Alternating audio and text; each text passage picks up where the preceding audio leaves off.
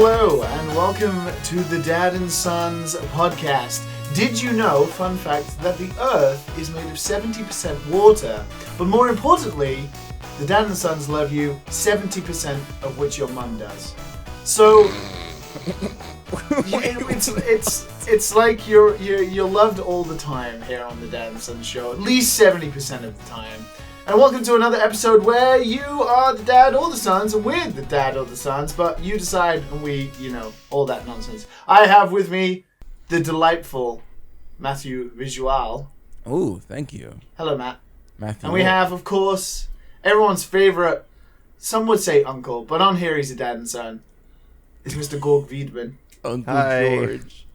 Uncle? Uncle George. Uncle George. I don't like the sound of that, and I'm probably going to have to get used to that at some point in my life. Well, it's coming for you.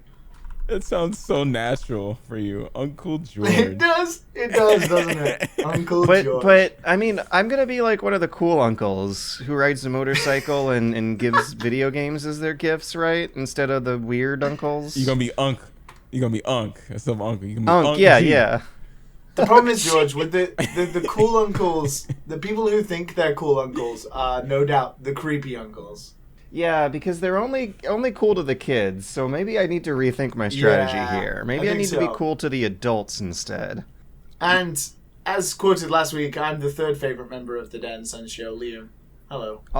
Oh, but I don't. But who said third? I love all my dads and sons. I don't know. I came across a comment once, and it was like, I like Liam, but he's my third favorite member.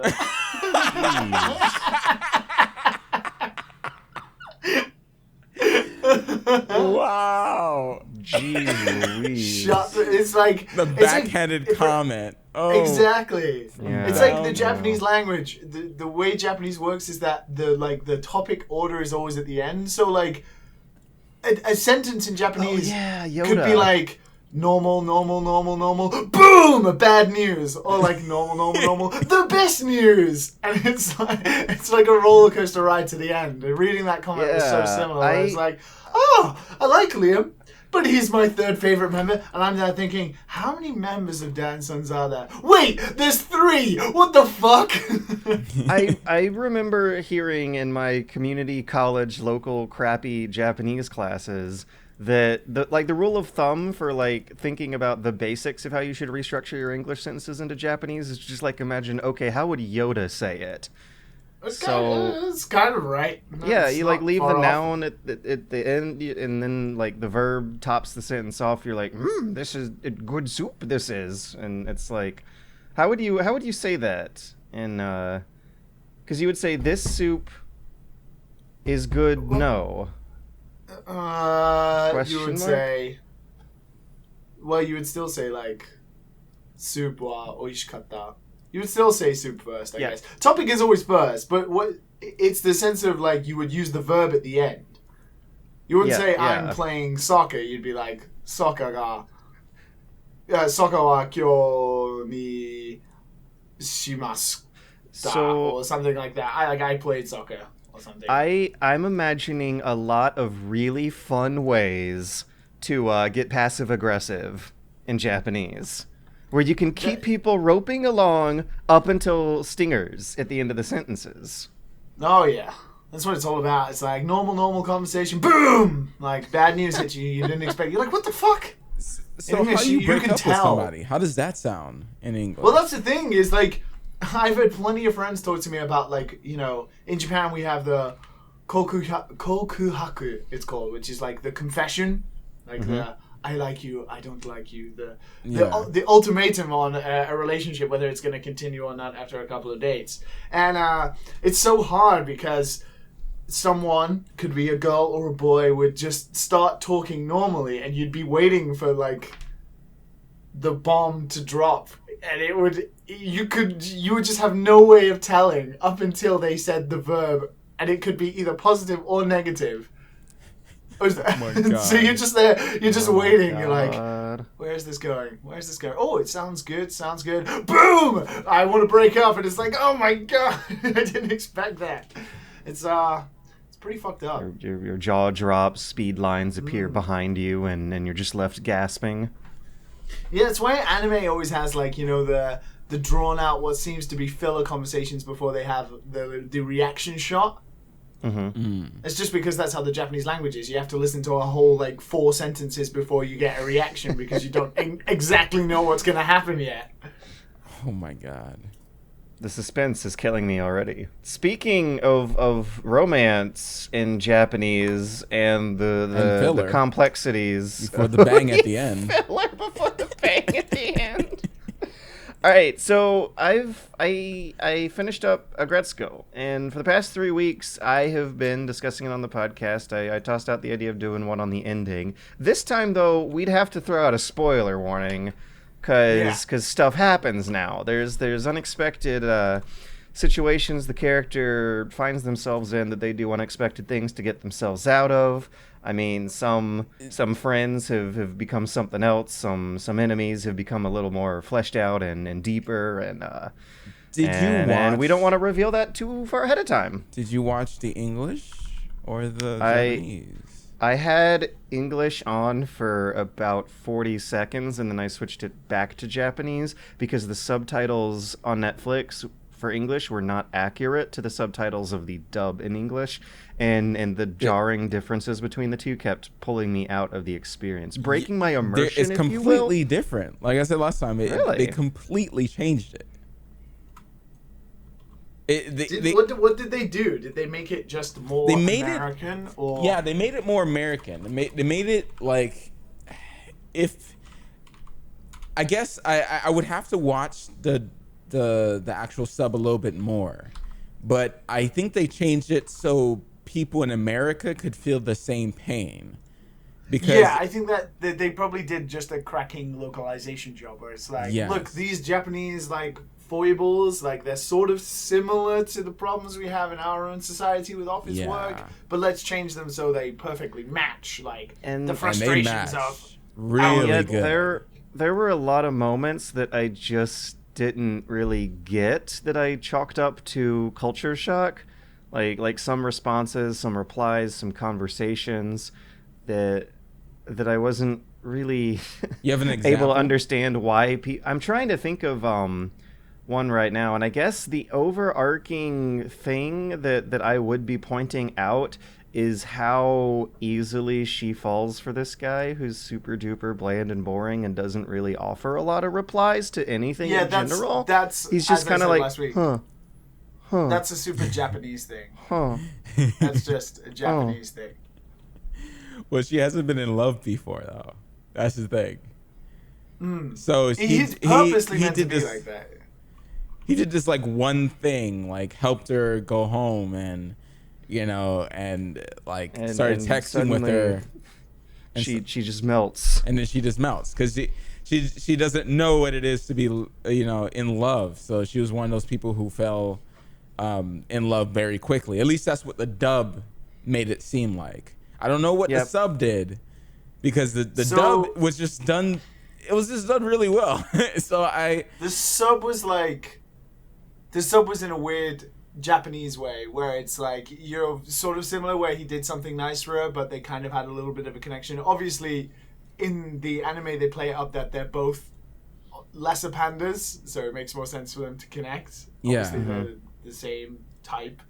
And initially, he seems... she gets a little drunk and he starts looking really handsome, so she's kind of swooned. And obviously she's in the moment where she's trying to escape work, so her idea is that rushing into a relationship and getting married is one way of doing it. So there's like half the first person to come in. Yeah, half doesn't care, half also he's probably better than everyone else at that moment in time. But it's on purpose that, in a very Japanese way, he's just super fucking boring. What you're saying, like all Japanese men are boring, is basically what you're saying there, right? Yeah, that's the exact explicit inference. Yeah. So all the we Japanese can quote listeners, you on that, like headlines on the New York Post. I mean, some Japanese office workers who maybe don't have too much of a life outside of work, I don't know. Well, yeah, like you can chalk that up to cultural differences. It's a lot more acceptable to be like fully invested in either your work or your hobby of choice, and just like. Well, you don't really have a choice when it comes to office work in Japan. It's forced upon you. You have no choice. Oh, and that was another thing that I was wondering if they made it through translation is a lot of the weird stuff going on with the work culture. So it during one of the primary twists, the evil boss like turns nice for a day, but then that just kind of gets turned off when they wake up the next day after the party, and he gets mad at Aggretsuko for the staple not being at the right angle on the stack of paperwork. When I've heard he's drunk and he forgets. I've heard stories. What a shitty boss. I've heard stories of bosses from expats I talked to in Tokyo who would shoo out these like white interns traveling overseas because they wouldn't like serve coffee from the order of the seniority going down at meetings. Oh my god, dude, you have like real petty little stuff that I can actually like believe is. I'll give you a super great example of this that my girlfriend told me about the other day. Oh so boy. My girlfriend is a high school teacher here in Japan, and they have very similar lives to like office workers where they work 6 days a week around the clock. And she was telling me about this way that seniority works, that in Japan we have like keigo, which is, you know, being formal to each other or speaking formal Japanese. That's the like second language for rich Japanese corporate people, right? It's like making sure everything is correct. And natural full. class but conflict.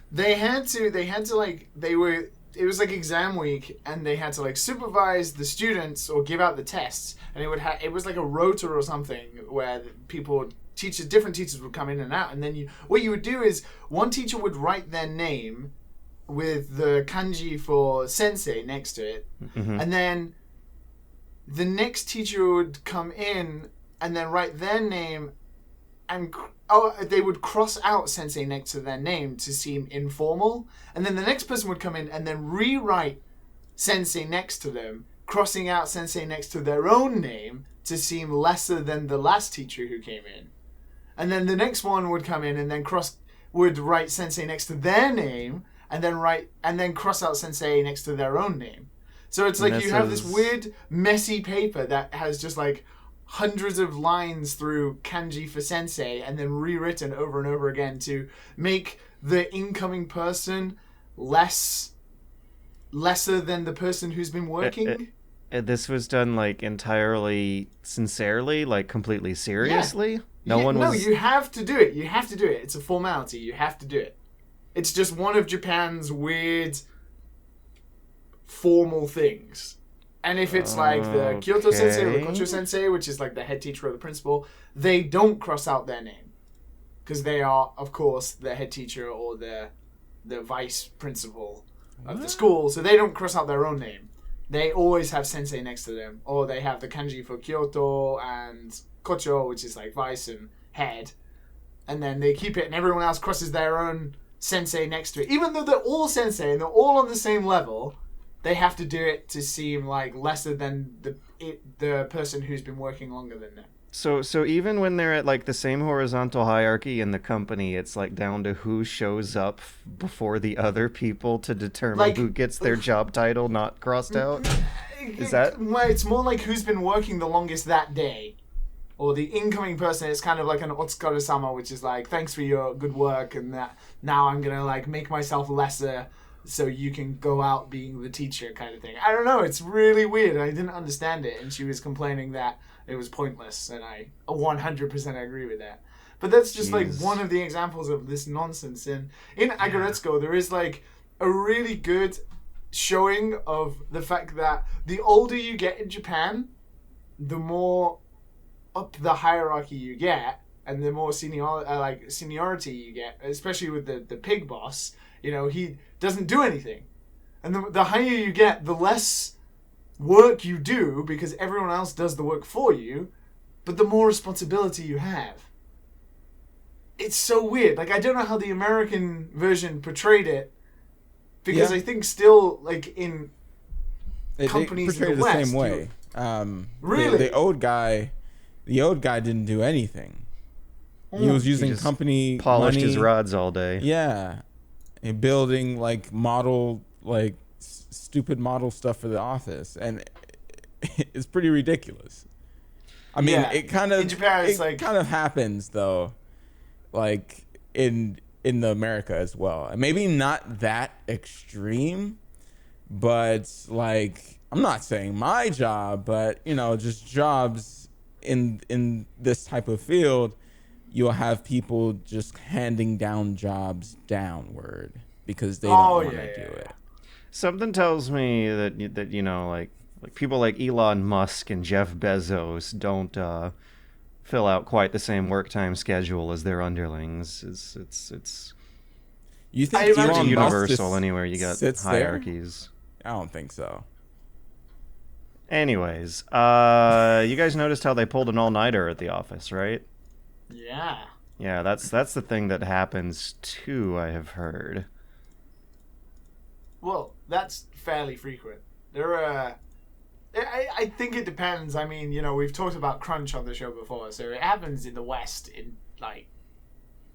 And they don't even like mention too, it in Aggretsuko. It's just like a silly scene transition. Like they're down on people at work, and they show her working hard to make up for it, and then the screen just fades to black, and then it fades back, and she's waking up at the same desk. Yeah.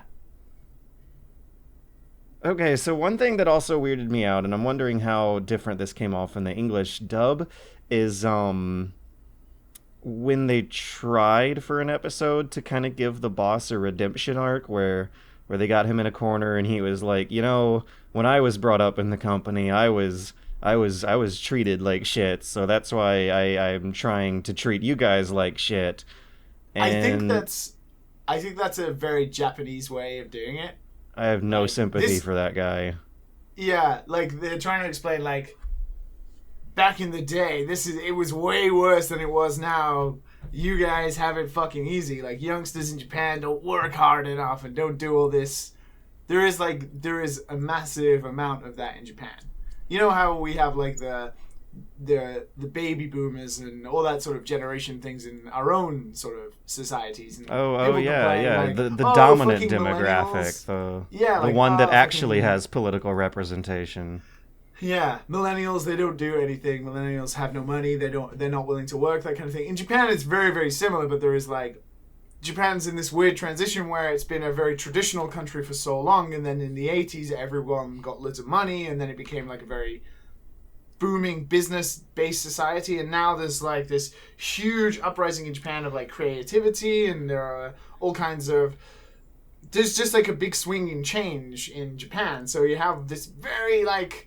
even more brutal difference between older generations and new generations, where you have all these old people who like work in rice farms and they've worked at companies for 40 years and they respect their seniors completely, and now you have all these young Japanese people growing up who want to like travel to different countries or learn English or become artists or musicians, and they don't want to do the traditional go to high school, get in the best university you can, then go and work for a company as a salaryman and then work at that job for like 40 years.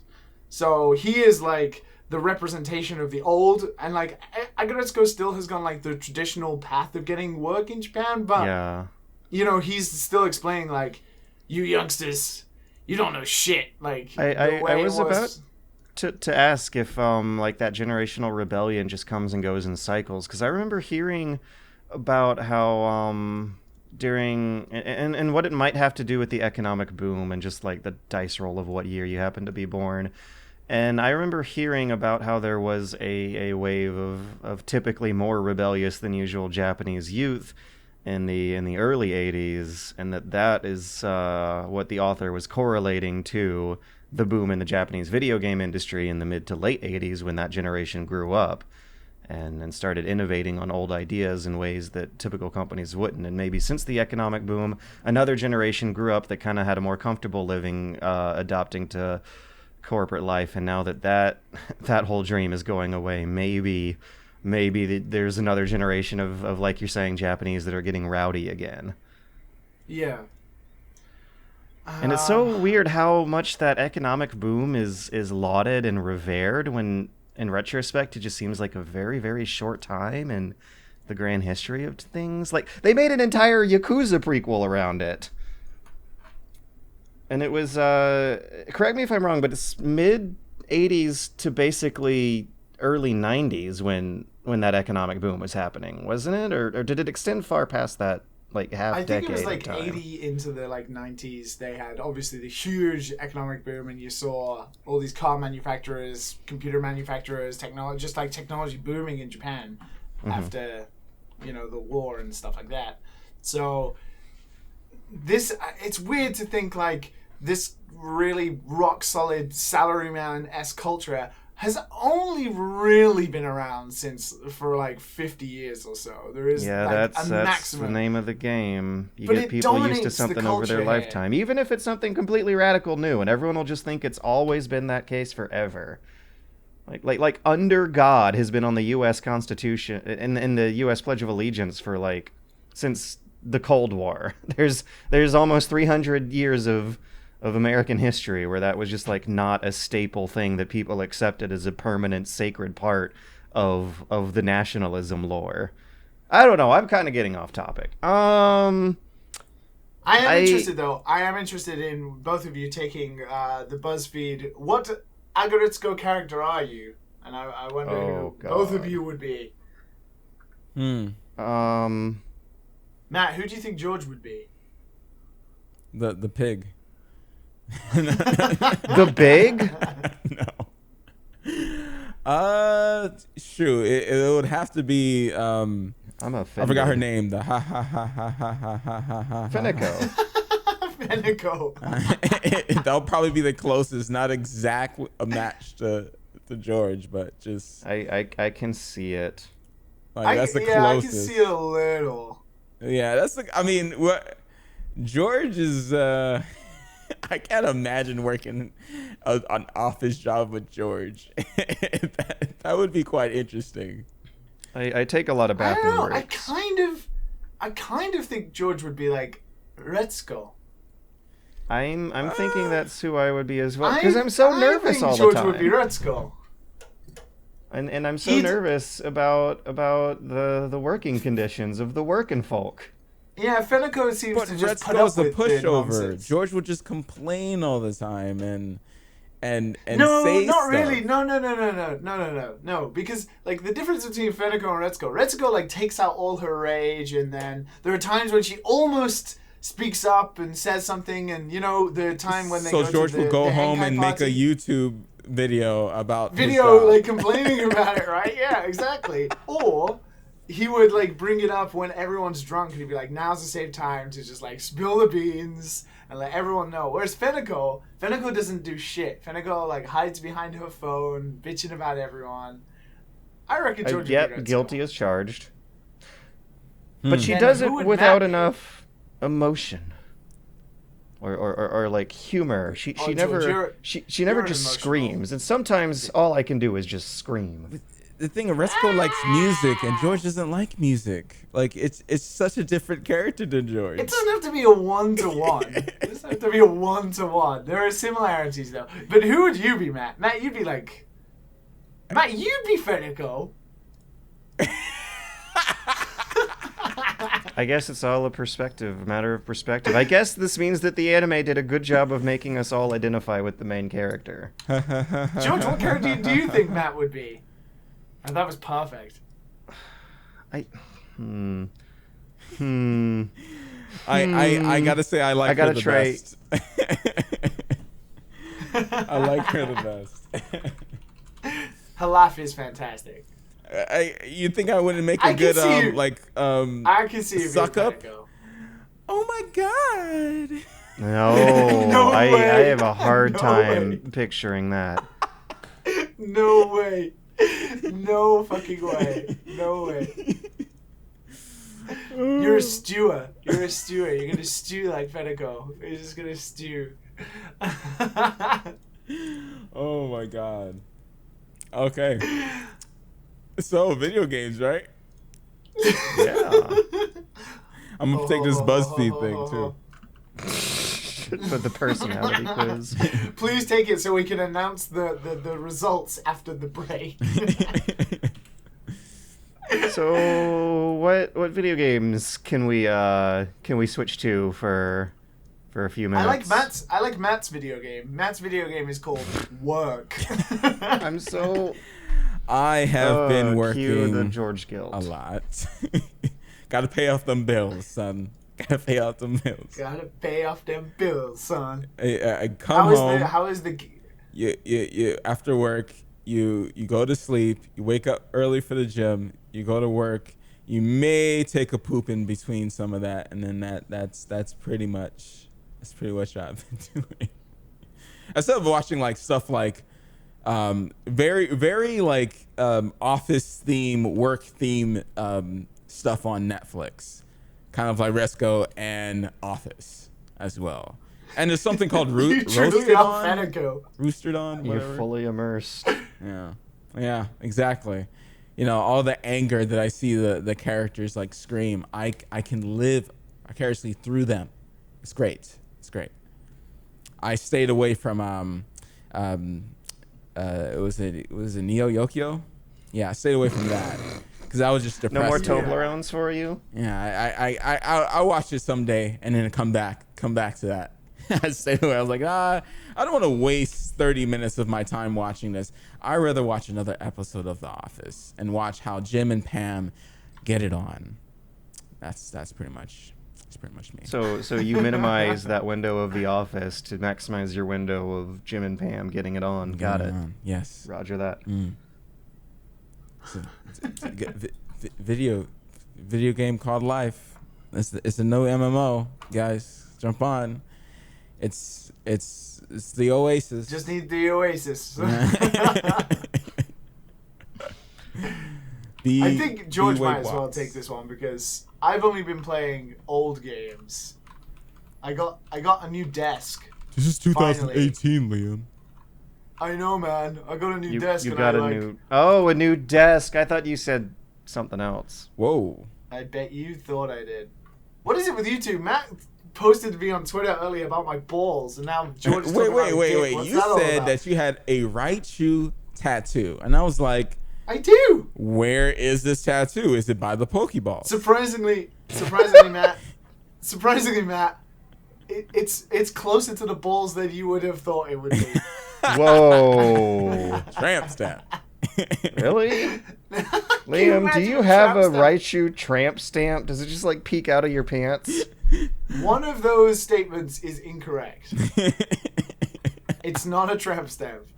But it does peek out of your pants? When you bend over at your teaching job, do the kids see it? Like, Raichu. That is closer to the Pokeball than I was expecting. Like if you look directly down at your balls, if you are a male right now, you can visualize this. If you're sitting down and you look directly at your balls, and then you sort of have a little peek at both your thighs, if you just slightly turn to your right leg, on the side of your thigh, that is where you can visualize my Raichu tattoo.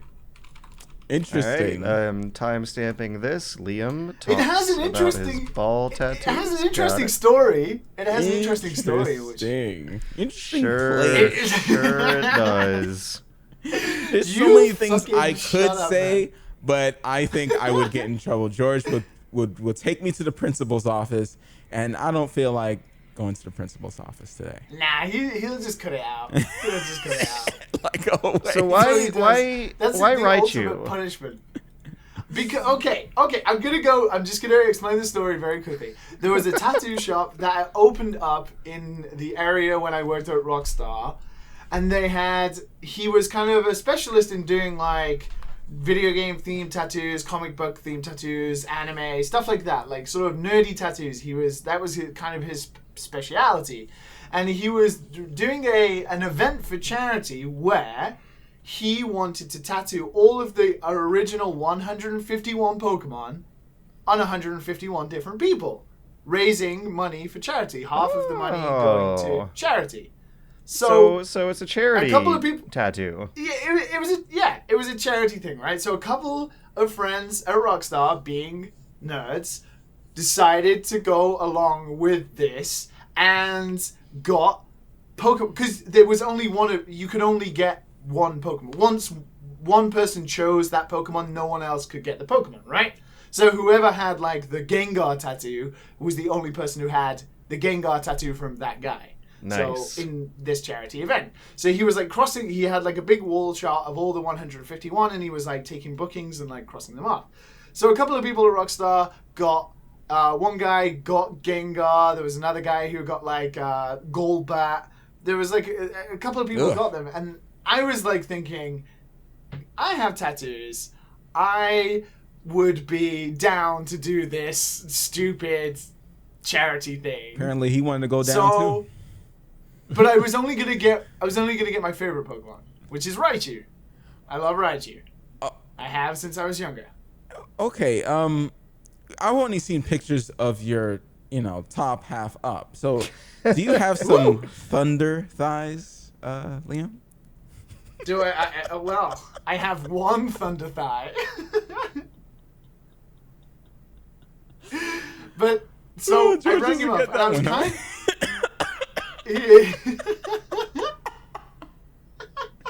I like doing jokes that goes right over Jordan's head. Skype quickly like responding. What does this mean? Shaking my head internally. I don't know. I think you've like broken me at this point, because I'm not even like I'm just looking at the outline, waiting for the next topic at this point. As always, when Matthew talks, it's always time to move on.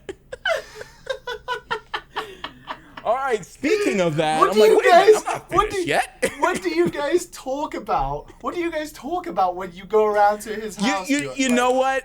That is a great question. Like when I'm not there as a buffer, what the fuck do you two talk about? We sit there in a room not saying anything. And yeah, then and then when it comes down to record, we turn on the camera and we're like, "Hey, what's up?" Woo! We like all of a sudden we're friends. Yo. As soon as the camera turns off, we're just like completely silent. Hey, we just completely like stare at nothing in particular and take caffeine pills for like an hour and drink Red Bulls, and then when it comes time, we flip the switch on. Yeah, we do. Go on. Yeah. And then, the lady friend comes over. I'm like, "Oh, hey, how you doing?" Yeah. We act like we're friends there. Because she's the buffer.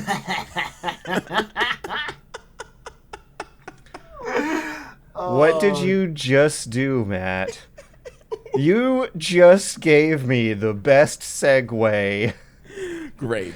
Absolutely great. This is what real friends are for. Is real friends give friends segues. Because speaking of girlfriends, I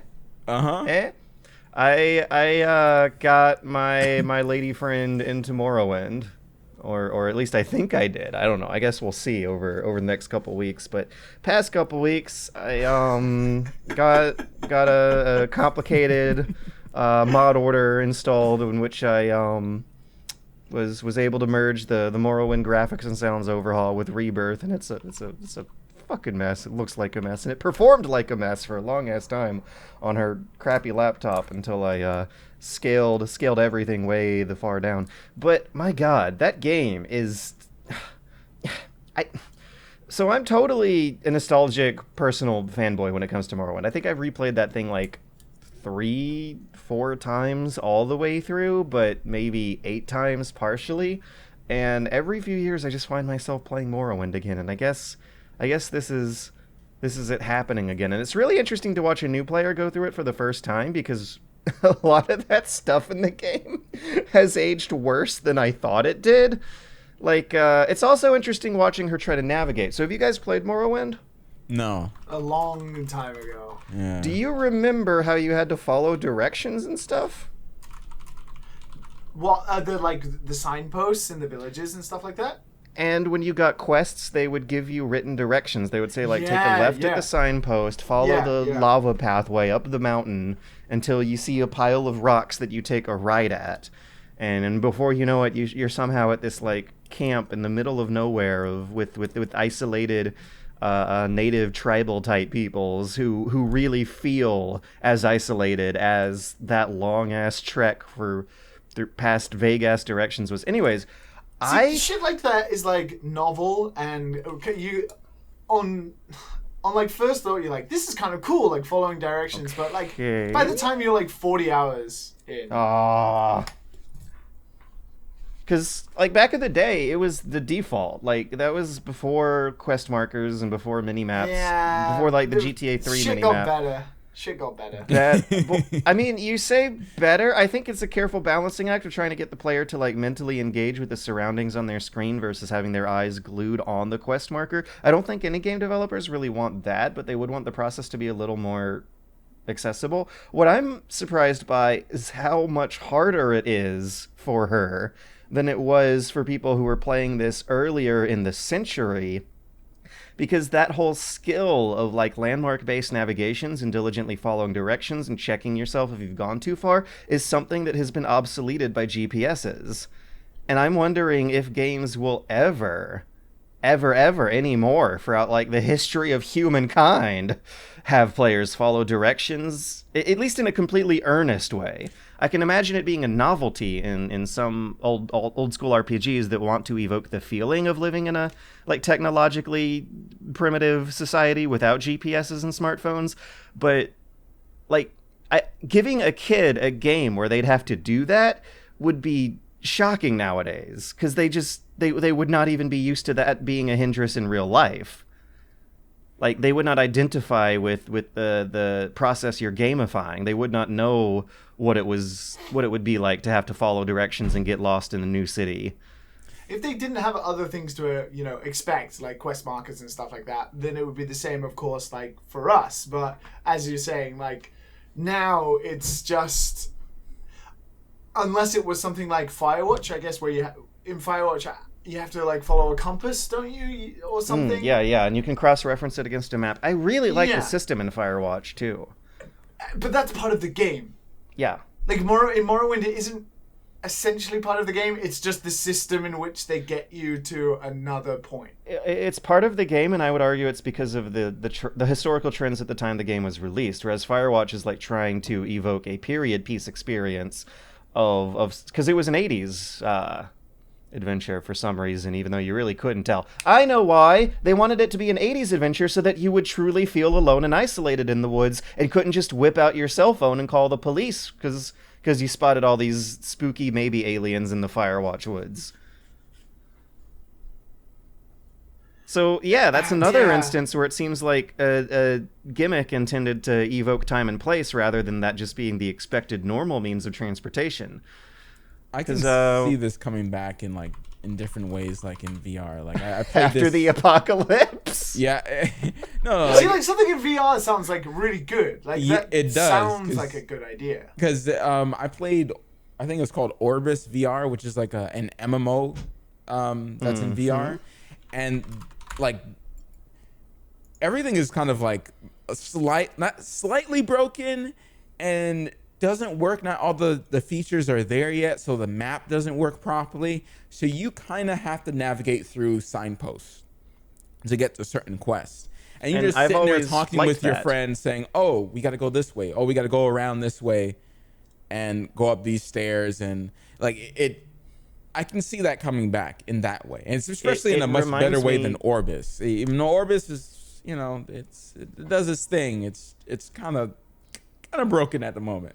It reminds me of my childhood and how I have like witnesses and memories of seeing a typical part of the human experience, which is following your friend's crappy directions, completely go away because of technology. Like, remember, everyone's favorite meme these days is Steam Tams, and like the first line is like, well, I made it despite your directions.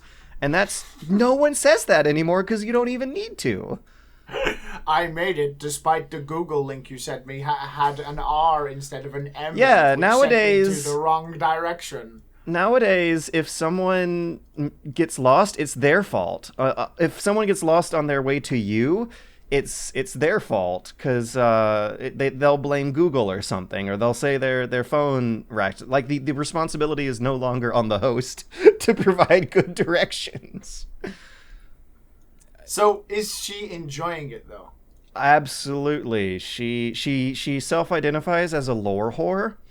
So reading a lot of text and getting into the really really trippy lore that Morrowind has, which is the thing that's like so amazing about rewatching this game all over again, is how much more sense the lore and world building makes. Like you've got this instead of there being this binary civil war over the continent, like you have a number of major factions. I want to say like 3 different: the Empire, the Tribunal Temple, and the Ashlander cult.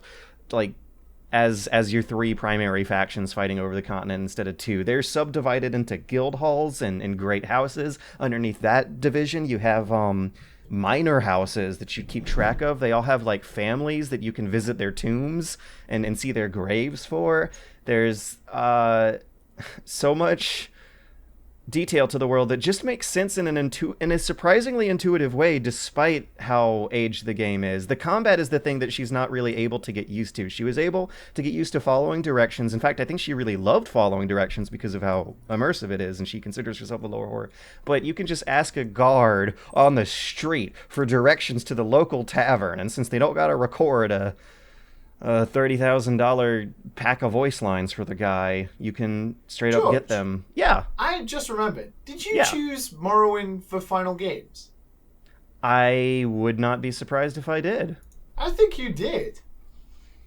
It is one of the faves. If I was on a deserted island, I could see myself getting hundreds of hours of good times with Morrowind. I'm pretty sure you did. I'm just remembering this now. Like, I remember us having like a 45-minute conversation about Morrowind. Not only is it a big sandbox RPG immersive collectathon like games nowadays, but it also has a really incredibly solid core of writing behind it that I don't really think a game of this size and scope could do nowadays either, because of the expectation of voice acting.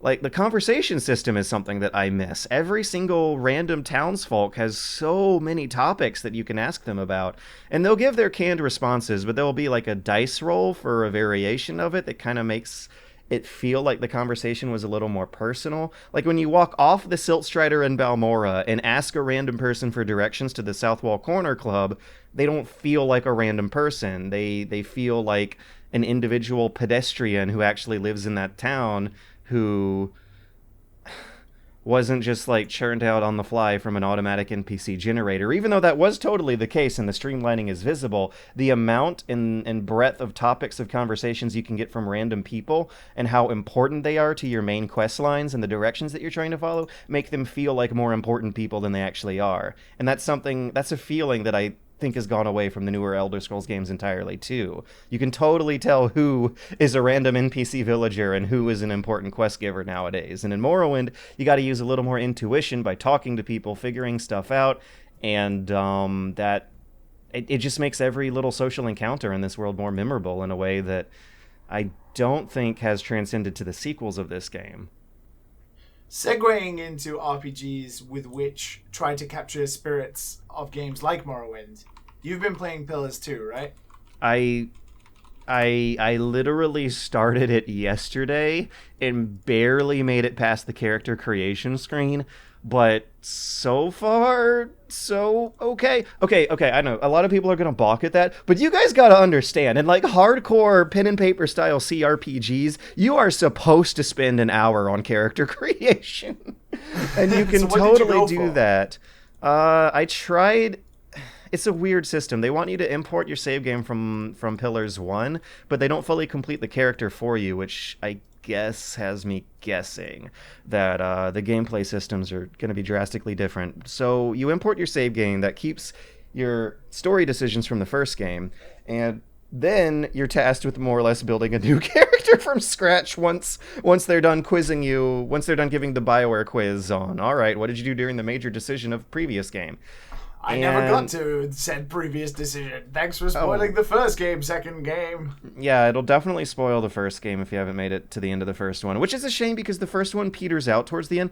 I think Pillars 1, like, the first half of it is fantastic as in terms of like a Kickstarter niche game that was trying to nail the production value, size, and scope of what used to be the AAAs that was inspiring it. I think it absolutely accomplished its goals. It does peter out towards the third act, though, and you can tell they ran out of time and money. I'm wondering if that'll happen with this one, but I still really like some of the writing, like some of the real trippy like Chris Avallone choice and consequences stuff at the end of Pillars 1. In fact, there's one cool idea that I want to share with you guys in the vaguest sense because it is cool, but it is also a spoiler.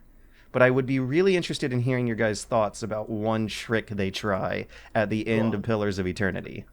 Go on. Okay. I am going to keep it vague. Okay. And for people who are listening who really don't want to hear vague notes on what happens at the end of Pillars 1, go ahead and skip ahead by, let's say, 2.5 minutes. All right, I'm going to go ahead and skip ahead. There is a character who you talk to whose memories of the previous events is hazy. They ask you for what happened in their memories in order to shape the events that come. They react based on a testimony of events that you can totally lie to this character about, or just make up on the fly, or gradually piece together with context clues you learn throughout the main quest. And I thought that was really, really cool, that you shape the past of this game's lore from this character's testimony by giving your own version of the story. I mean, it just sounds like the old amnesiac. True. But I feel like that's a cool player-involving interactive twist on that trope. It's very convenient. We need to ask you loads of questions to get your character. It's, the special sheet from Fallout. We need to ask you lots of questions to get all this data from you to create your character. Let's do it in a cool and unique way where this character has no memory of what happened in the previous game. Well, they save it to the end, and it ends up shaping up the events of the climax chapter. Oh, okay. And by that point in the game, you really don't see it coming. Or at least I didn't. I thought we had gotten all the quizzing out of the way. But at the end, the stuff that happens leading up to the final boss is dependent on a very complicated dialogue tree preceding. But doesn't that, take away from the fact that you've done all this stuff on a journey and now, you could just make up what you wanted? Well, the questions aren't about what happened on the journey. They're about, inferences the player's making into the lore of the world. Yeah, but that's still dependent on the stuff you've done in the game previously, right? I suppose it's like relating to, I believe, a chain of events that happen before the game's actual events start. Because your character does, wake up with amnesia and whatnot, but you get quizzed on what happened before the amnesia later in the game. And I believe there are correct and wrong answers that affect how positive the end of the game outcome is, which is hilarious because when you load up Pillars 2 and click on your saved pathway for what story decisions you made in the first game, one of the choices is everything bad. Where the description for this preset story build is something like, you made all the bad choices, you got the worst ending, every character in your party died and you never leveled up your character, your friends are dead, your mom called you to say she's disappointed in you, not advised for new players. So I guess the only important thing is that what anyone cares about is, George, are you going to make a Pillars 2 video review? Yeah, absolutely. I'm really looking forward to it, and I actually really like the, I'm pretty darn okay with the note it started off at. It's like a pirate-themed one this time. They have you swashbuckling from ship to ship on tropical islands. I'm kind of like with Divinity 2 coming out for consoles. Mm-hmm. I'm kind of holding off on playing a big CPRG kind of thing. And I don't blame you because it's very niche. You're still going to be reading a shitload of flavor text. And I missed the Divinity 2 boat, no pun intended, on Pillars of Eternity 2's boat. But I kind of want to play Divinity 2, whereas I played Pillars 1. I didn't finish it. I liked it, but I'm more interested in jumping in Divinity 2. And I mean, it has the higher scores. I just consider Pillars like one of those weird George games that one of the really pillars of George's. Is it really easy just to jump into 2 and be okay with it? Because I feel like it's a direct sequel. I will say that you'll get spoiled towards the end of the game, but the stuff that happens at the end of Pillars 1 is such a mishmash of gods with Deus Ex Machina that it's not probably going to be something you care about having spoiled that much. How is the combat? I can't really testify that much. I only had my character go through like the first tutorial fight and then walk around a bit of the first opening area. So you know, I'm not very deep into it, but I'm wondering if I am already noticing the lack of Chris Avellone writing.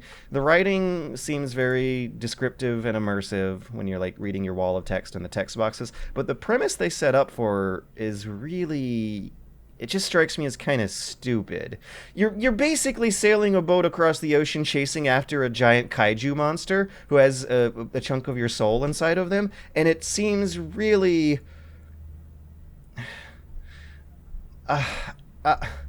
I'm not convinced. I'm not convinced that this giant kaiju monster who destroys entire castles with the casual step of their foot. Isn't it a god? Yes. Yeah. Okay. There's a god that possesses a giant ass like mountain-sized statue that destroys your home. You wake up with motherfucker. And you try to chase him and track him down and figure out why'd you do that, bro? Why'd you stomp all over my body and smush me into mush and require me to reshape myself from divine intervention in the character creation screen? And during the storybook scenes are better animated this time. They have more of a budget. You have fancy 3D character models now instead of the like prefab entire character model with a portrait that doesn't represent them. Yeah. And that's neat. But at the end of the better animated storybook cutscene towards the early side of the game, you see the giant kaiju statue monster like dip below the horizon as it plunders away into the distance. And something about that just seems stupid to me. And I don't quite know how to describe why very well, but it looked stupid. It seems like a stupid quest that your character is on. They're just going to get stomped on if they're legitimately chasing after this evil god monster. So I'm wondering how well the story is going to pan out. But in a game like this, it's oftentimes just as much about the cool little side stories as it is the main quest. Even if the main quest is dumb, as is the case in a ton of CRPGs, the side quests can pick up the slack. Okay. I've heard like the ship combat is pretty fucking weak. Oh, ship combat. I haven't gotten to that tutorial yet. Just the regular combat. There's guns now, like straight off from the start. You can make multi-class characters that can use a little bit of the skills but not be very good at them. It's like another option that they advise for new players. You could just straight up turn level scaling on or off, or set it to like main quest only mode. I want to play it, but I'm going to hold off. I'll give you the George report talk about it. at the end of next week. That's my deadline. Turn in your essay, please. It'll be nice doing that and not like Theories on Edutainment, which is the video that just released literally 2 minutes ago. What? I put out the Nintendo Labo video. Labo! Ah! It Labo! killed me to Labo! correct myself in the script with that. It's Labo. I know. I just had to slap myself. It's Labo. Labo. Old habits die hard. But you said it correct first. I know, and then I like messed up again. I'm Finico, by the way. Ha ha ha ha ha ha. Oh, did you take the G? That's all you were doing while George was talking about Yes, RPGs. that's exactly what I was doing. Oh my God, Matt! Do you remember the TOVG podcast where I went on about Pillars for like 2 hours? Yeah. and you and Jimmy were just so mad. Yeah. I apologize. We just tapped out. I was thinking about that last night. I was constantly reminded of it as I was going through the opening chapters of Pillars 2. I like how George was thinking about that and still decided to talk about Pillars 2 on this podcast. Well, so far it's only been 10 minutes. So I'm gonna... So you were Fenico, Matt? Yeah, I gotta say, like, the questions Yes, are kind of weird. Dumb. Yeah, they're dumb. But when you get, like, the little description, I'm like, yeah, I'm probably Fenico. I'm the closest to Fenico. Nailed it. Now I need George to take it in the break and for him to get Retsuko, and then I'm like 2 for 2. There's one last thing I want to say about Pillars 2 that I think is cool. Mm-hmm. Mm-hmm. They have lore tooltips. If a character in the game throws out some weird term in the dialogue, like, "Hey, I'm the god," you can roll over. You can roll over Gladarillilil or whatever the term they're throwing out is, and just get a tooltip defining what the fuck that weird fantasy, like, dollar store Tolkien terminology is. And they make it real easy for, like, how... That's another thing I genuinely liked about both these games, is that for how, like, complicated they try to be, they also really try to slicken up the interface and make it... more accessible and transparent for players who might not be aware that these things are based off of the AD&D rule system from, like, the late 90s. Anyways. Well, we'll hear more about it next week, won't we? We will. I'll apologize ahead of time. To Matt. I don't care. I like it. I want to play it. I want to hear about it. Matt. Sorry, I fell asleep. I can take quizzes. Matt, we've been through a lot together. But after next week, I think the worst will be behind us. Oh, I just want to apologize ahead of time. Oh, okay. I might as well, give it a try, maybe. Oh, then we could talk about it together. Yeah. Then you'd have a video game. And that's the break. We've got a new friend for everyone. He's got fur and a tail. He gets in lots of trouble, but he's a bouncy little fellow, 'cause he's got springs for legs. Pogo the Monkey, the best new video game for the whole family. I love you, Pogo. You bounce. Help Pogo escape from the evil research laboratory where the mean old scientist genetically altered him. Uh-oh, the pharmaceutical scientist is going to get you, Pogo. Here you go, Pogo. Have a gold coin. Good thing Pogo has a banana cannon. Those nasty scientists deserve to die. Now get the shampoo manufacturers before they squirt it in your eye. Here you go, Pogo. Have a diamond. You'll guide Pogo through tons of fun adventures, including saving Timmy, who fell down the well. Help! Here you go, Pogo. Have a big watch. Rescue a cat out of that tree with your banana cannon, Pogo. Here you go, Pogo. Have a fast car. And help Pogo to his final mission, to storm the White House with his friends and become President of the United States. Pogo the Monkey is the game kids are sure to stare at for hours. Everyone loves Pogo. Idiot Gamer called Pogo the best spring and simian game since bouncing bananas. Buy the game Pogo the Monkey today. Right, Pogo? And coming soon, Pogo the Monkey card game, Pogo the Monkey plastic dolls, Pogo the Monkey quilt covers, and Pogo the Monkey car covers. For the dad who has everything, why not a Pogo the Monkey tie and sports jacket? For the lady in your life, why not Pogo the Monkey chocolates and hygiene products so she smells like a real monkey? And for kids, a life-size, living, breathing, springing monkey. All available at pogothemonkey.com. Hello again, and welcome to the Dan Sons podcast, with which we took a break. In the break, I bought Mega Man, and George took a personality quiz. Yeah. Everything happens. And we talked about Matt's, future. Oh, this God. This is the golden shit you don't get unless you subscribe to our secret Dan Sons Patreon, where you hear all of this wonderful off-air talk. Wait, we don't get paid for that. We don't get paid for that. Don't give George more money. George, the pig boss, takes all the money. Ah. George. No, I pay you guys more than the TOVG podcast ever paid. Oh, God. Oh, so who are you? To change the subject, who are you? Man, I am Director Gory. Ah, okay. I can see that. What? The gorilla. You can see right? that, yeah. And the more you think about it, the more it kind of makes sense. Like I might, pretend to be hot shit, but deep down on the inside, I might not feel like hot shit. And no one really seems to know what I do anyway.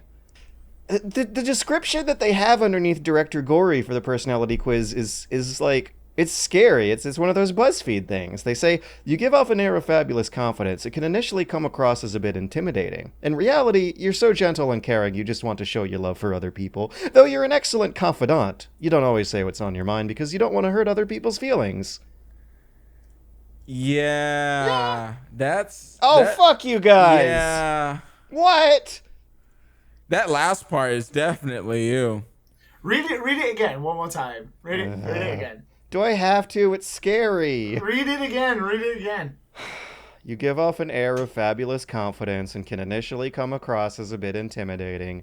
In reality, you're so gentle and caring, you just want to show your love for other people. Though you're an excellent confidant, you don't always say what's on your mind because you don't want to hurt other people's feelings. Oh my god, that's George to a T.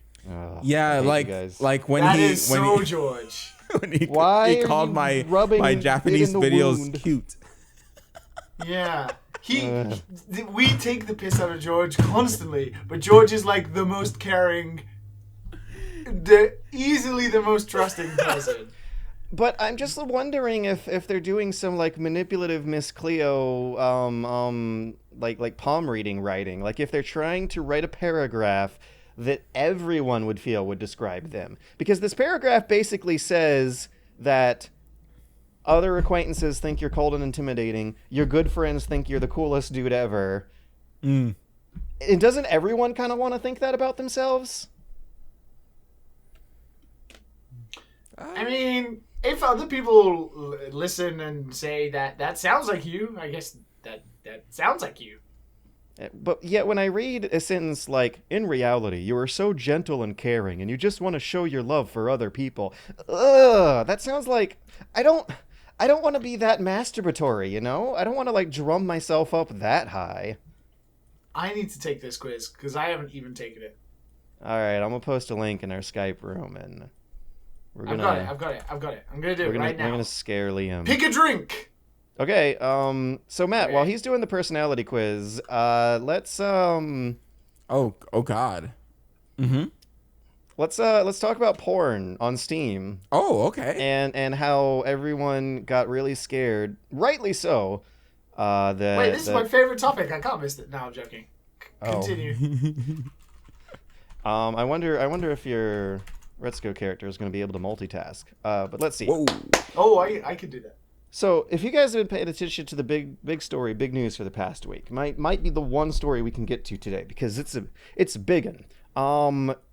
There was a scare for about 3 going on 4 days in which the developers of many quote-unquote adult games on Steam, which include a lot of visual novels, but most popularly the Match 4 puzzle game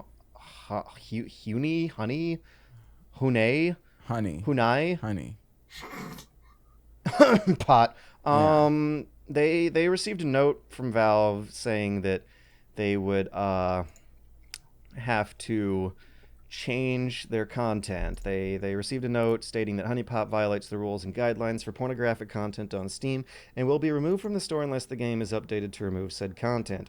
The reason that's fishy is that starting around 2015, Valve started tolerating porn games on Steam a lot. Like, to an unprecedented extent that we had not yet seen in the history of gaming, a new market for single men? Yeah, a new market for single frustrated men Or teenagers, should we say? Women, or boys. Boys Opened up. Yeah. Where the majority games that would be like adult eroge or visual novel games in Japan would be able to release on Steam so long as they had a patch that like airbrushed, bikinis and yogurt on the right parts of the characters when needed. And that was stable. Like it had lasted for quite a while. No one had really been freaking out about it up until now.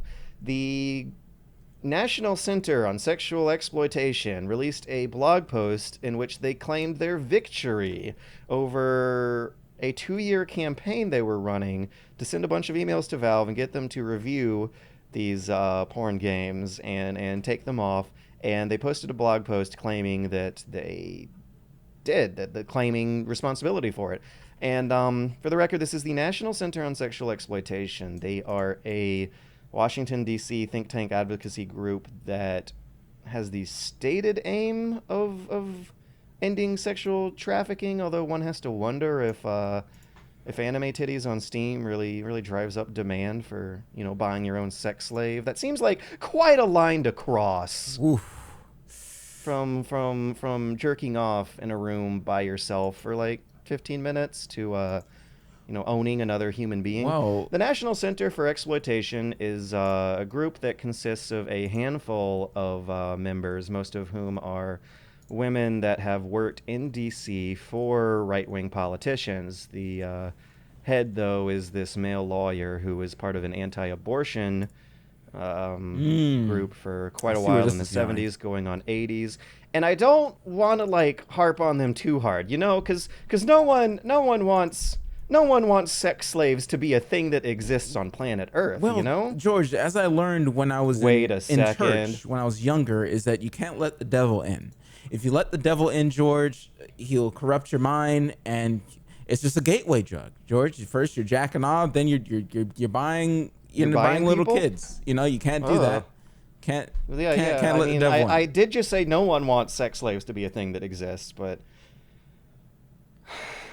we all know that's not actually true. Anyways, I'm pretty sure that the mark of discrepancy here is the idea of adult video games and adult content driving demand for real-ass people being sexually exploited.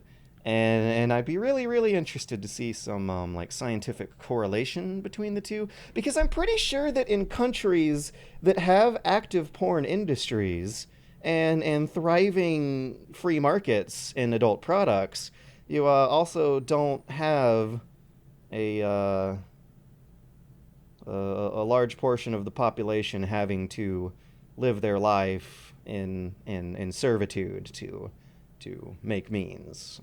The idea being that someone having a job making porn might be a more stable way of living than someone needing to sell other people into slavery to make a living. Which is the whole concept of libertarian right-wing GOP economics, to loosen regulations and allow free markets to thrive and sell whatever the hell they want, unless it crosses their morals like this, which is the blindingly obvious hypocrisy that is grinding a lot of American progress to a halt, if not going backwards right now. So this is frustrating. Yeah. It's also frustrating seeing the mantle of sex positivity and freedom of speech and adult-oriented products being marketed by a lot of games that really might not be the best flag bearer for this cause. If you browse the sexual content category on Steam, you'll find a lot of mature visual novels that oftentimes will have a well-developed story with a sex scene here and there, but then sometimes you'll just find straight up Trump propaganda and games that are very, very clearly much more objectifying and disrespectful to their female objects of admiration, so to speak, than others, and that's where I kind of want to stay away. I don't want to be associated with some if not most, if not all adult content on Steam, though I do want to rally for their cause to popularize and be able to sell and hopefully develop and mature the genre itself into something that might be a little more respectable. Because I think it can be done. Like in a lot of indie films and movies, you can have full-on, straight-on, unsimulated, hardcore sex scenes in the middle of a very simulated story. And is all sex, like all the original. And people have grown to accept that because that's for those fortunate among us, that is life. Yeah, it is. For the very fortunate, I had to put a disclaimer there. Oh no. Titties.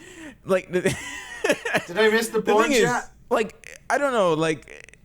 What's the point of removing the stuff? People are just gonna get it somewhere else. Well, the thing that breaks my heart about it coming into hot water on Steam and also Patreon too is that this is the one chance these games have to make good money. They're not allowed to be sold in stores. If a game gets an AO rating from the ESRB, it's pretty much a death knell. Steam actually sells AO rated games. Most of them straight up opt out because getting a porn game rated by the ESRB is just a straight up loss of money, because it's not like any stores or publishers participating in the ESRB program are going to want to sell porn. And Steam has been the exception. I very much consider them a trailblazer, actually, and I've been waiting for some company out there to finally make it. What I don't understand about this, and what constantly doesn't make any sense to me about Steam or Valve or the way they operate Steam, is I don't know why they don't heavily regulate certain genre aspects on their store. I get people want them to regulate all the 40 to 50 games that get put on the store every day and it looks like a whole heap of trash. But that's just what's going to happen when you have, you can just pay $99 and you can get your game on Steam. But I don't understand, why they don't, make teams. Valve have the money to just make teams that target certain... You don't have to do it for every genre. If it's an action-adventure game, fine. It's probably going to be okay. But if you're just going to, all of a sudden, wipe away any game that has any sort of relation to sexual content in a visual novel style... You could at least just make a team that goes through all of those games and decides, okay, this is the stuff that isn't okay. What a and that hell of a job. About. Oh, my God.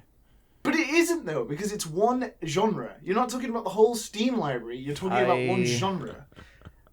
So something like 40 games get released on Steam per day. And, yes, that sounds like a lot. But YouTube, as bad as they are at moderating, they still have that warehouse of 10,000 reviewers who will watch videos that get submitted for reports, who will vet to some extent for the normal YouTubers, not the big famous ones. That's the YouTube privilege everyone knows about. I mean, you have to wait for your game to be approved on Steam anyway.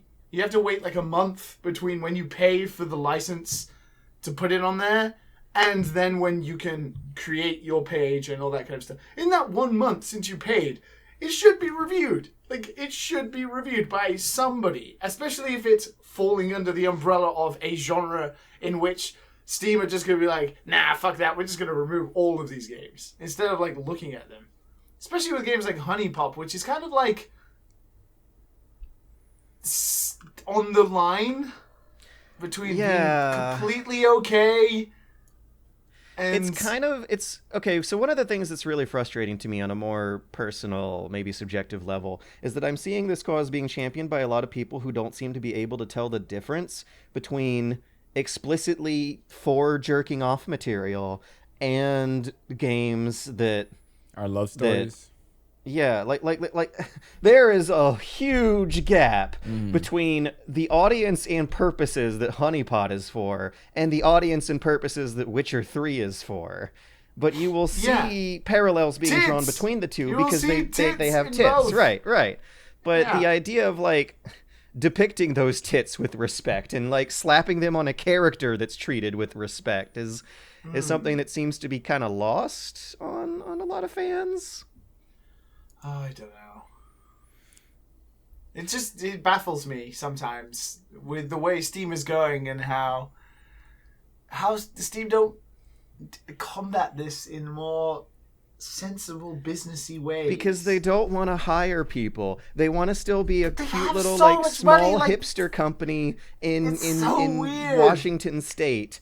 It's so weird when Gaben has so much money. They don't like, have job titles, so they don't know who's in charge of what and who has the final say on certain decisions, which is what happened here, which has happened like 3 times in the past couple years. Not only is he literally like one of the richest video game related people, he's literally one of the richest people on the planet. Like, some of that has to funnel into making your products better. Also, I mean, the idea of like capitalism is to, you know, like hire people, give them jobs, be a job creator, share your wealth. It's not like taxes are going to force you to do it in America. He has to buy his 4th island. Leave him alone.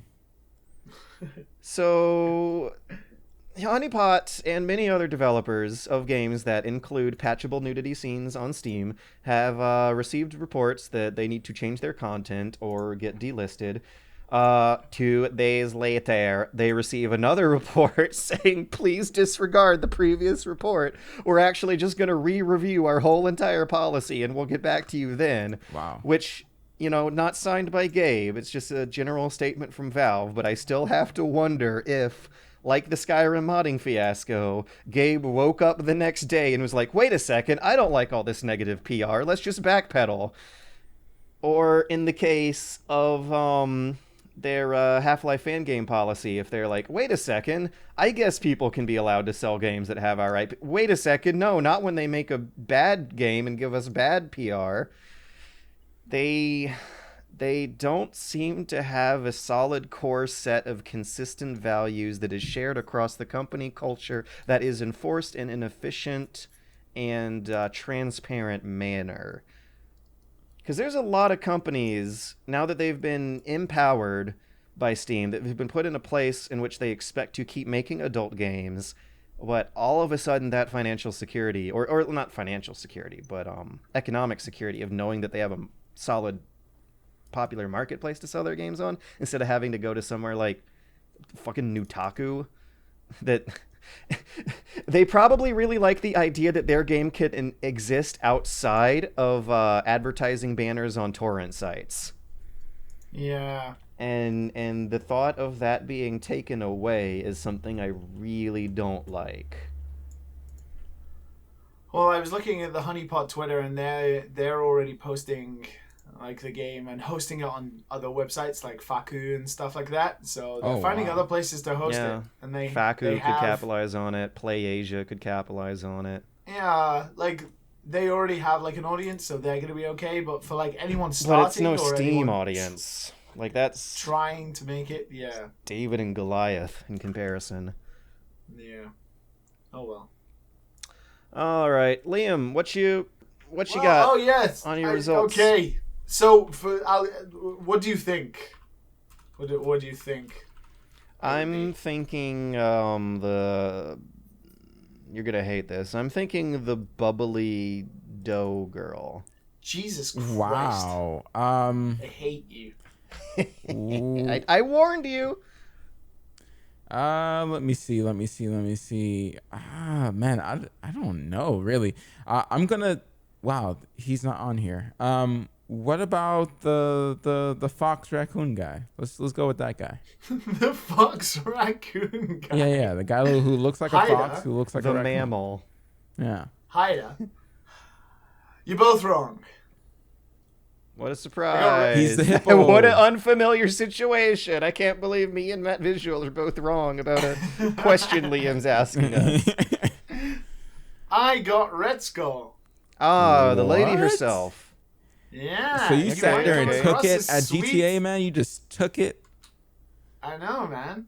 Fucking, I don't know what this is all about. You might come as sweet and mild-mannered, but deep down, you're a death metal princess just ready to unleash an unyielding flood of rage. You try your hardest, you really do. But for some people, it's just never quite enough, George. Never forget that you're bright and talented and very hardworking. And when people forget that, you just grab a microphone and scream into their faces. Do it. I'm so glad George was a gorilla. It kind of looks like George. I'm okay with my result. George is both of yours suit yours. I don't know about mine. I'm gonna send a picture in Skype. It's good. I should put a picture right beside it and see if we can. Are you comparing George to a gorilla? Yes. yes, I am. I am a It has a primate. very George face. Guilty there. as charged. Hmm? You think, yeah, kind of like a neutral, resting, monotone face. Yeah. Yeah. I didn't see this. Director Gory might not emote a lot, but when she does, you know she's happy, and that. She emotes a lot outside of work. But George never goes to work, so we would never know. Yeah. Why? George doesn't know about having a job or, I've been there. I spent years of my life washing dishes in the slop kitchen. Oh, now George relaxes after a day at work. Yeah. Oh, right. He just does more work. Yeah. The same stuff. I mean, the downside to that is that you're always freaking out about not getting enough work done, and it's a real problem of combining your personal and professional lives. You never know when it's safe to sleep. The anxiety is, oh my God. Is steadily taking over, rotting my brain. It's growing like a fungus. Hey, Liam, you like those Yakuza games, right? Oh, shit, yeah. So, Yakuza 3, 4, and 5 are getting remastered for the PlayStation 4, which will mean the whole damn gang, a whole series. Are you talking remastered or remake? No, they're remastered. Okay, phew. Whereas 1 and 2, Yakuza 1, Kiwami, Yakuza 2, Kiwami are remakes of 1 and 2. Which means that when you said that, I was almost half expecting it. I was like, holy crap, are they just going to remake the whole series at this point? Yeah, that would, but 3, 4, and 5 aren't that, I think if you played Yakuza 6 and then went back and played Yakuza 3, you probably wouldn't know too much difference because the Yakuza games... They're consistent. Apart from 0, which changed the combat quite a lot, they have relatively stayed the same, which is great because the formula is there. It is awesome. And I'm so happy because so many people haven't played Yakuza 3, which is the first game I played in the series back in 2009. And that's the good one. Well, they're all all good. But... they're all good, but Yakuza 3 is my personal favorite. That one has a batshit story about Kiryu being running an orphanage in Okinawa, saving and falling the into orphanage from the evil developers. Saving them from housing development Yakuza problems in Okinawa of all places. Only Kiryu could find this bullshit, and then he goes back to Tokyo and he's fighting with his anarchy on the top of a building. Oh man, it's got it almost has the same ending as Metal Gear Solid 4, when you're fighting Liquid on top of a submarine, just replace Kiryu and another Japanese Yakuza on top of a building in Tokyo's skyline. It's amazing. It's really good. I'm so happy people are going to play these games again, because I think a lot of people... The Yakuza series is obviously just blown up with Yakuza 5 and 0 kicking off, and now Yakuza 6. There's this huge market for these games. And for a long time, 3 and 4 didn't really get the attention. They were doing okay in the West, but the reason we had 3 and 4 come out, and then there was a delay of 3 years between 5 coming out and then actually getting translated, because Sega were hey, we're just not making any money doing this.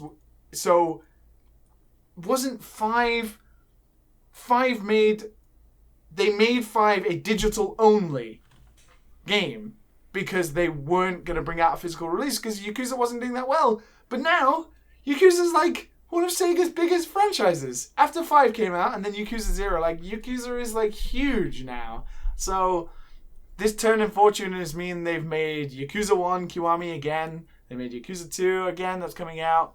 Yakuza 6 is obviously out. They made Yakuza 0. It's high flying, and now people get to go back and play 3, 4, and 5. It's awesome. At this point, the entire series is on PS4, or will be very, very soon. Will be on PS4. You could play a whole series on PS4. That is so cool. You could play 6 mainline games and a prequel. That's a awesome. huge boon to me, because I've always dabbled in the Yakuzas. I've never managed to get to the very end of one. The one I've played the most is number 1. I played some of number 3. I played some of number 4. I played some of number 5. but I never took the plunge and fully invested in them because of that, how it's divided across all the consoles. I don't want to have to emulate. Yeah.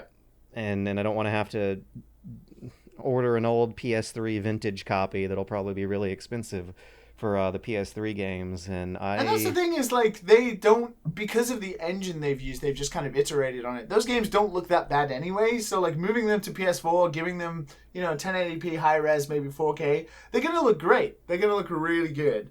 And maybe they'll improve some systems, like the combat won't feel so stiff in 3 and 4. But I'm excited for people to check them out again. I'm excited to go back and play 3 and all of that. Yeah, it's nothing but good news in Yakuza Town. Yakuza Town? Isn't that where you live? Well, it's funny because 6 takes place like in a place called Onomichi, which is about 45 minutes away from me. So, almost. So, when you are driving down the streets of Yakuza Town next time you're like flipping over obstacles on your way to work that depend on the color of your briefcase, you can I don't know, maybe whip out a Switch and play some Dark Souls on the way after that remaster comes out. Whoops, everyone decided they don't like the remaster. So I'm going to bunt us into some very, very quick listener questions. Matt's going to go back to playing the game he's been playing. Yeah. Is it Dark Souls on the Switch? Because I've seen some screenshots of the armors in the new version looking quite less good than the original. I don't know. That's the only difference that seems like blatantly worse to me. But Alex G sent us a question in which they said that the $20 Dark Souls remaster is looking like it's not going to be worth it. They said, have you considered playing Dark Souls with a mod pack or a new way to enhance the game without having to spend $20? Also, what's your favorite non-Bethesda game-based modding experience? Wait, the Dark Souls remaster is only $20? Let me double check his price tag there. Is it $20 on Switch as well? Bad. Or is it full price on Switch? I bet it's fucking full price on Switch. It's a $20 upgrade on PC. Upgrade? So probably the console versions are just... Console version is $40. Okay. Of course. What about the Switch version? $40 too? Yeah, $40. Oh, okay. Oh, if it's $20, I don't know why people are complaining. I'd be like fucking all over that. Well, that's if you own the original. Yeah, but the question made it sound like... Yeah, I don't think that this guy is in the market for the remaster in the first place. Because I could see the convenience of not having to deal with like a 1280, it's just the same about FPS the Yakuza lock. Story. It's the same as the Yakuza story we just talked about. Like, if you're going to play those games, you're going to play those games. If you missed out, if you haven't played those games in a while, like I haven't played Yakuza 3 in a while, if I'm going to go back and play it, I'm going to play the remaster version. And I feel like you're going to have this group of people who have not played Dark Souls or maybe only kind of played it a little when it initially came out, and now they understand it's like this huge franchise that everyone loves. So maybe they'll dip into playing it. And then you'll have everyone who's played Dark Souls like thousands of times who are now going to want to just play the Switch version just to see what it's like. So I don't think there is like anything disappointing about it. It's just it is what it is. It's a remaster. Yeah, I'm not disappointed so much as I'm just kind of frustrated. I just wish the remaster was truly an objective improvement in all respects versus it's like just make the frame rate better. Just make the frame rate better. Yeah, and that's it's already a better game. What I was about to get into. Alex G, if you're in the market for a $20 Dark Souls remastered upgrade, then you should already be familiar with the process of modding the PC version of Dark Souls. Because, it's borderline necessary. You gotta get DS-Fix on there to up the resolution and up the frame rate, and, in which case your HUD's going to look real stretchy, in which case I used a lot of HUD mods, and I have used graphics mods in Dark Souls. The tree resolution is really, really low res and blurry at the game's vanilla state, and when you up-res it in 3D on PC, the game still looks really good, except for just a few textures, one of which is some tree foliage that I dumped a higher res version of in that blended right in and looked fine. But best modding experience outside of Bethesda games, I'm going to go ahead and say would be the days when Half-Life 1 modding was going down real hard. When total conversion mods back then looked like Counter-Strike and Natural Selection and The Specialists. There were so many fun novelty maps to dick around within the multiplayer that would make like versions of the town from The Simpsons, or have a giant version of someone's living room where all the players were ant-sized fighting across it. There was so much cute creativity that was being fostered in communities of people who would have to learn skills. They'd have to learn Photoshop and Milkshape 3D to make this stuff, and that seems to have gone away in favor of indie game development being a thing, which I don't know. I'd rather just have both. If kids these days wanna make content for video games, they got ways to do it, but it seems like a little bit more of an uphill climb than making maps in currently existing games. I'm not the guy to ask about mods. I never have really delved into that community, and I didn't really grow up playing PC games modding them. So you guys probably have got way more experience than me with that. I've played some mods for like Halo back in the days and Call of Duty back in the days on PC, but I didn't really get too much into it as well. Yeah, with those games, your options are quite much more limited. I mean, with Halo, though, there's some good total conversion mods that like kind of release a Halo remastered but for PC experience that I've always been interested in giving a try. I don't remember the name of the project, but it was some real abstract Bungie sounding name. Like, it wasn't Project Cartographer. That's the Halo 2 re-release. The El Dorito was the Halo 3 re-release. There was some weird fancy name for a Halo 1 mod that I mean, I've seen cool mods. I've watched a lot of videos about, the dumb shit you can do with games. I always like the ones where you just break the game. Like, you do crazy shit. Obviously, Skyrim comes to mind, all the dumb stuff you can do with that.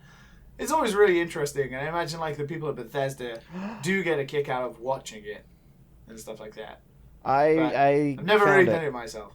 It's called Halo SPV3. That's a cool mod project to keep an eye out for. Yeah. If you want Halo remastered, but for PC, but for free, look up Halo. Do mods count SPV3. Like people building games within games? I always like that. I think That's so. really cool. Yeah. I think that counts as a mod. They'd call it a total conversion back in the day, where they basically use the existing game more like an engine. Yeah, obviously Defense of the Ancients and stuff like that is the stuff that sticks out. Yeah, Counter-Strike and Natural Selection. All that kind of stuff is really, really cool. All right. So Harry H. asks, my question is, what are your opinions on the Dragon Quest series, and why do you think the series is so unpopular in the West compared to Final Fantasy, compared to the massive popularity Dragon Quest has in Japan? Final Fantasy VII. That's it. That's Final Fantasy VII. What did it? Dragon Warrior, as it was known up until that point, combined with the fact that you only got Final Fantasy 3, which was Final Fantasy 6, there's a reason they skipped the other games, because it wasn't that popular then. And then 6 came out, did okay, they made 7. 7 was like the game that changed the world at the time, making Final Fantasy a home, everyone knew about it. And then Dragon Quest was doing well in Japan, it still catered to the Japanese audience, whereas Final Fantasy then became this international brand. Final Fantasy VII made Final Fantasy what it is. It's not the difference between Dragon Quest and Final Fantasy. It's more about it just became a known brand because of Final Fantasy VII. It was known between people who didn't play RPGs, people who weren't that into games. It was like a meteoric rise for a series that had done okay, but was nothing, amazing at the time. Whereas Dragon Quest, continued to just do what Dragon Quest was doing. It's never had like a breakthrough game. You could say Dragon Quest 8 was probably the biggest, and Dragon Quest 10 on the DS, those games did really well. They reviewed pretty highly. But, they're taking every other JRPG around Final Fantasy as well as Dragon Quest. They're all very heavy JRPGs that take a lot of investment to get into. That kind of genre is hard and impenetrable as it is anyway. But Final Fantasy gets away with it because it became this international brand that people became obsessed with because of Final Fantasy VII. So I don't know if it's because Dragon Quest is any different, really. It's just a time and a place thing, I think. Because obviously in Has it always been Japan, turn-based? Because I've never Quest? played, yeah. Has it always been turn-based? Yeah. Oh, yeah. So it's always stayed some old reason- school, basically. Yeah, I don't think It's changed a lot. It's picked changed a up lot. in It's the go- West until 8, TBH. Yeah. Like, I'm watching a new Dragon one Warrior- now, and it looks exactly the same as I remembered way back. Like, it Yeah, nothing has like changed. 11. No, 11. You can move around, but it's still like you have to wait to attack and stuff like that. But it reviewed really well. All the Dragon Quest games review incredibly well because if you are into that stuff, Dragon Quest is like the top tier of JRPGs. Like, it's a known series as well. It's the same as most JRPGs. They're very, very difficult to get into. It takes an investment, and that kind of stuff it doesn't become popular. Xenoblade Chronicles is arguably the only thing next to Final Fantasy and maybe the Tales series that are like ongoing successful JRPGs. Everything else is sort of in the middle ground of making it big in Japan but doing so in the West.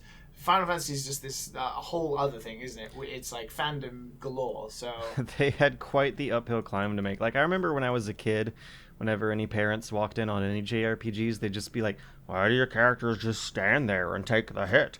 The idea of representing like action and violence with abstract numerical numbers isn't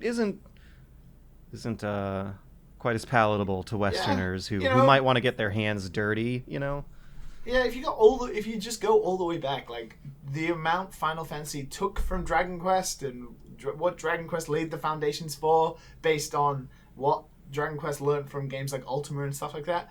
It's like the generation game. It just steps down, and Final Fantasy was the iterative series that got a little faster. Like, as soon as Final Fantasy VII came out, it changed everything. Like, it changed JRPGs considerably, and that was something that until Dragon Quest VIII, which was a PlayStation 2 game, Dragon Quest didn't really do. And even then, it didn't change its gameplay too much. It just became a bit more of a CGI,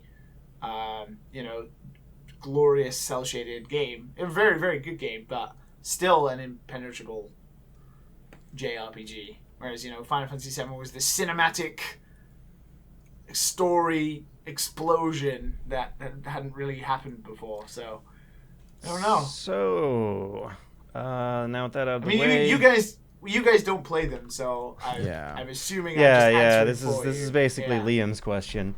Elliot H says, a few weeks back I saw that George had written a video on Wisecrack about Metal Gear. I enjoyed the video, but it got me thinking about journalism on YouTube and if it could compare to journalism of yesteryear. Is it at all comparable to freelance journalists being hired on a piece-by-piece basis, or is it a whole different kettle of fish? Where to begin? You don't want to be a freelancer. The freelance fees for most publications are absolute garbage trash that no one can eke a living off of. If you actually want to be making a living as a journalist, you're either going to have to churn the fuck out of those freelance pieces in and out, or get a position as a staff writer somewhere. That job I did on Wisecrack was, admittedly, during a time in my life when I did not have the Patreon and could use the fun bucks.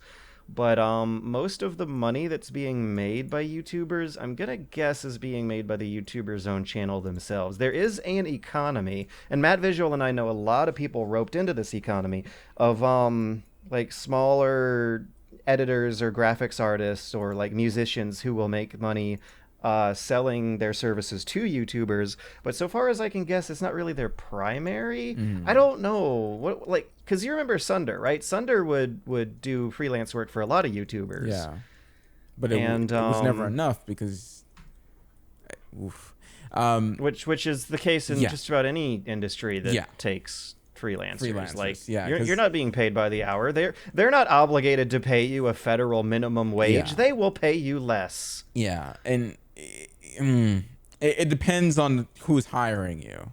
Like, if you don't get hired by a YouTuber and you're an editor, you would get paid more because they value your services a little bit more. And if you're good at it, you can actually hold yourself out just a little bit more and get actually paid a proper payment instead of other YouTubers who think they can do the same thing and they can't, but they still want someone else to do it, stuff like that. Yeah, that kind of happens. There's like a gray area there, but it all depends on what type of editor or animator or any of that you are and how good you are with that. Oh yeah, I bet the animation model on YouTube has completely gotten flipped up its head from making stuff on your own channel to getting paid to make stuff on other people's channels because the algorithm no longer wants to bring up short videos and we'll pay you an animations are gonna be short. Yeah, okay, you can kiss my ass. Because I did pay a lot of money to the guy who made my animation in my Project W video. The Super Best Friends have a rotating circle of animators they pay to do intros.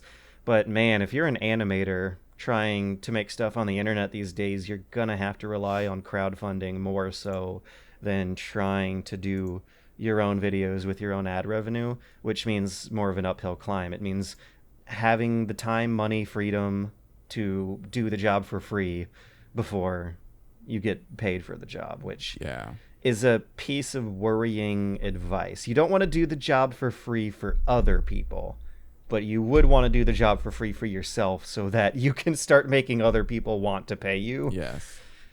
Man, it sucks trying to get started in any career these days, but YouTube especially. I mean, I'm just wondering about the long-term health of the entire platform in general, because I hate to say it, it's nothing like traditional journalism at all. YouTubers don't have fact checkers, they don't have editors, they don't have bosses holding them to high standards, and that's caused a lot of scandals of YouTubers, projecting themselves, doing incredibly unattractive, unlikable things.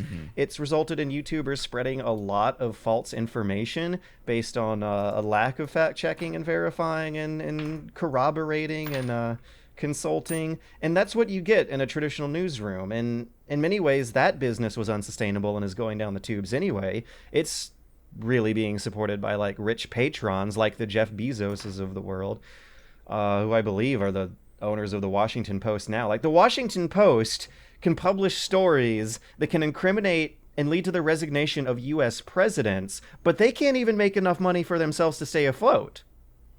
Yeah.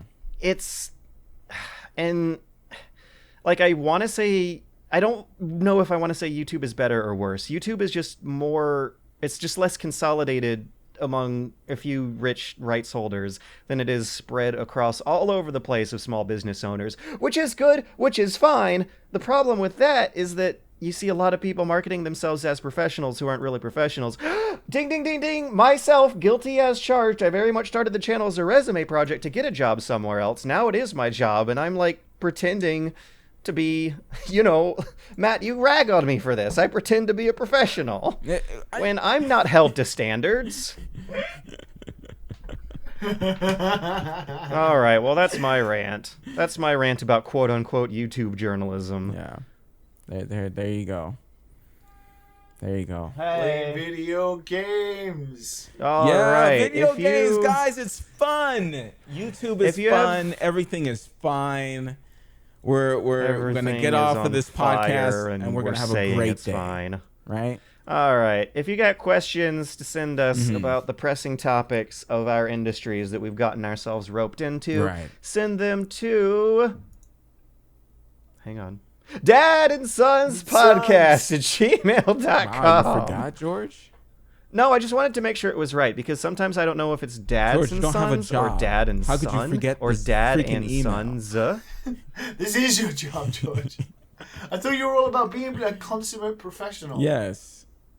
Aren't you a professional? I'm just going to jump out the window right now. Welcome to Dad and Son.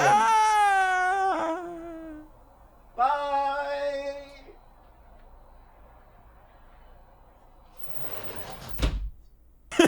Did he close the window before he jumps out?